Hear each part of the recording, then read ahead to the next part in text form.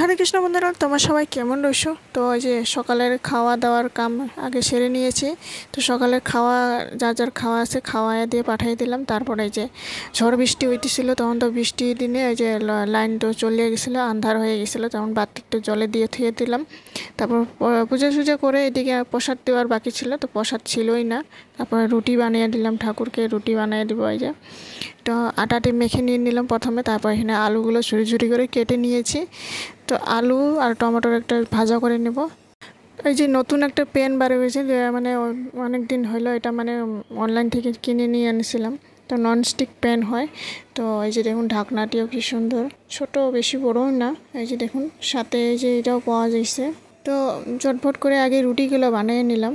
তো ঠাকুরের জন্য আলাদা বাসন বার করে নিতে হবে, কারণ আমাদের খাওয়ার বাসনটা তো এটাতে চলবে না। তো ঠাকুরের জন্য আলাদা বাসন লাগে সব সময়। তো আগে এই যে নতুন প্যানটি এটা বার করে নিলাম। এই যে নতুন ননস্টিক প্যানটি অনেক দিন এনে রেখে দিয়েছিলাম, ইউজ করি নেই। তো অন্য তাওয়ার মতো না, ননস্টিক মানে ফট করে মানে অত পোড়া সোড়া লাগে না। এই যে দেখুন হালকা আছে, আমি এনে বানাইতেছিলাম। তো এই ননস্টিক প্যানটা আমি মেশো থেকে নিয়ে নিয়েছিলাম 650 টাকা দিয়ে, ছোট, বেশি বড়ও না। তো সকালের আগে খাওয়াটা রেডি করে নিয়েছিলাম। তারপরে এই যে গ্যাস গুস পরিষ্কার করে তারপর আবার এই যে ঠাকুরের জন্য আলাদা করে খাওয়া এখানে রেডি করে দিব। কারণ তো প্রসাদ তো ছিল, শেষ হয়ে গেছিলো, রাত্রে শেষ হয়ে গেছিলো।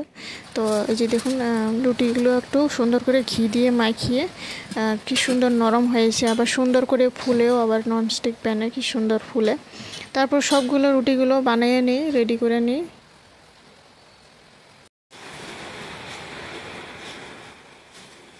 তো রুটিগুলো সবগুলো বানিয়ে নেওয়ার পর এই যে দেখুন কি সুন্দর ফুলে যায়।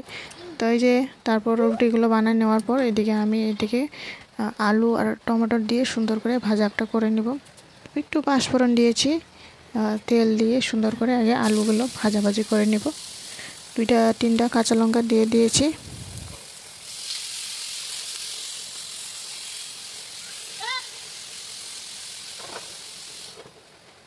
তারপর একটু পরে ঢাকনা দিয়ে রেখে দেওয়ার পরে এই যে দেখুন আলুগুলো সুন্দর করে নাড়াচাড়া করে হলুদ লবণ দিয়ে টমেটোর কেটে দিয়েছি।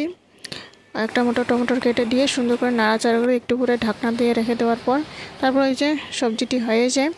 তারপর এই যে দেখুন তুলসী পাতা দিয়ে ঠাকুরকে ভোগ লাগাবো। তারপর এই যে ঠাকুরের সেবা দেওয়ার জন্য অনেক বাসন বর্তন সব কিছু আলাদা লাগে। সংসারের যেমন বাসনপত্র লাগে, তেমন ঠাকুরের সংসারেও অনেক, ভগবানের সংসারেও অনেক বাসনপত্র, সব কিছু আলাদা।